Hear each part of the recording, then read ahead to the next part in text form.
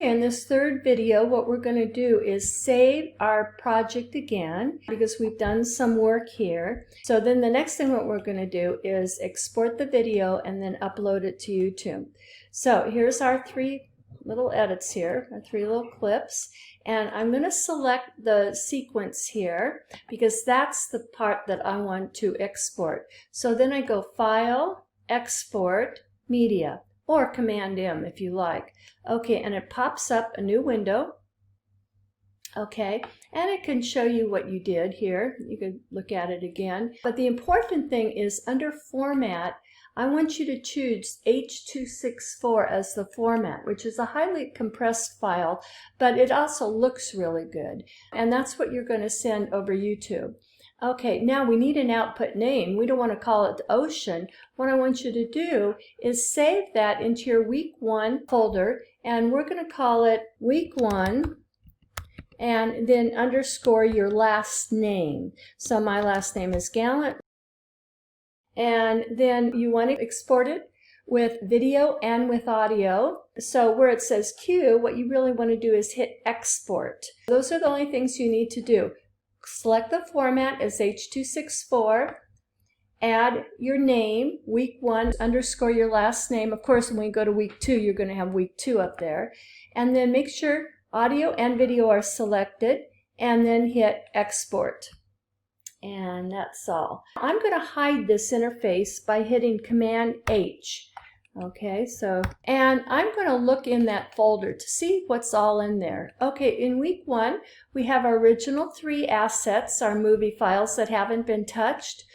We have our Premiere Pro file, which is what our original file was. We haven't resaved it, and you can see the timestamp on that. I'm at 3:30 and this was at 3:17, so we need to resave that.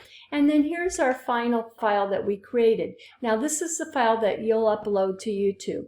Okay, so that's one step. Now we're going to go back to Premiere Pro, and if we ever had to get back and re-edit this, we want to save this. So I'm going to hit File, Save, and it basically resaves right on top of the old file. Okay, I could also save as, and I could create a second copy. So I could say, oh, I don't know, number 2. Okay, so you could save multiple files. They're really small and they don't take up a lot of space. Okay, so I'm going to hide that with the Command H. Now, the other thing that's here is this new folder that I did not create. Premiere Pro created it for me, and it says autosave, and in it we have several different versions that have been saved at different times. They were saved at 323, 327, 330, so they have been saving in the background. Now this is good in case I wanted to get back to a previous version of something that I did some time ago, maybe hours or days ago, or if my system crashes. So I have it set at every 5 minutes. It's going to do an autosave. So where do you set that? Okay, and getting back to Premiere Pro, I'm going to go Premiere Pro Preferences. And there's a lot of things in Preferences, but the most important thing is autosave. So I go over here to autosave, and it says automatically save projects every 5 minutes. Now yours may say 20 minutes, but I have it set at 5 minutes because if this crashes, I don't want to lose more than 5 minutes worth of work. Maximum project versions, I could have 100 if I wanted to. So I'm going to type in 100. Not that I need 100 for this.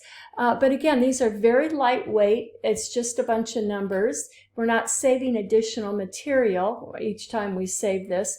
So you could save as many as you want. So I'm going to say OK. So that's where you change your preferences. So again, Premiere Pro is just a bunch of numbers, and they're pointing to these files that we have now edited. And we haven't done anything else to them, but we have edited them. And so we cut off the beginnings and the ends of our files, but our original material has stayed the same, as I mentioned. It's non-destructive. However, because these are just links, if something happens to our original file, that link will be broken. So I'm going to hide the interface, Command H, and I'm going to go to my original files, and my ocean, I'm going to say Monterey Ocean. I'm going to call it Monterey Ocean. Okay, because I changed the name of it, now my file is broken. I'm going to say if I play this where the ocean is, it doesn't know where the ocean went to. So what can I do to fix this? I could relink it. So I'm going to come over here to my original file. I'm going to right click and I'm going to link media. So it says the original file is called Ocean, and where it existed was in week 1 assets. Okay, so I'm going to say locate, and it located it. Now I have to remember that I renamed it Monterey Ocean, and I'm going to say open, and it immediately relinked something that is now called Monterey Ocean. However, notice in my interface, it still says that it was called Ocean. So this is another reason that you shouldn't be changing names later after you start editing. Another thing that could happen is the file might have gone away altogether. So I'm going to take seals. I'm going to move it to trash. Okay, so I'm going to delete that. And if I come up here to Premiere Pro, I see now that my seals have been deleted. So again, you don't want to delete files. You really don't want to move files around. You want to keep everything in that folder. So again, if I go over to my trash, and if I could find my seals here, luckily, that are still there, and put it back into week 1 assets and go back to Premiere Pro, now I could relink again. So I could say link media, and I see where it is, and so I say locate, and there they are. Okay, so again, but this is something that you don't like to see. You don't like to see that suddenly your assets are missing. Another reason you may have assets missing is you put them on a drive that isn't plugged in to the system, or you accidentally deleted them, you changed their names. So don't do any of those things. Keep them, all your files, nice and neatly in the folder where you're saving Premiere Pro, so you'll know everything is connected.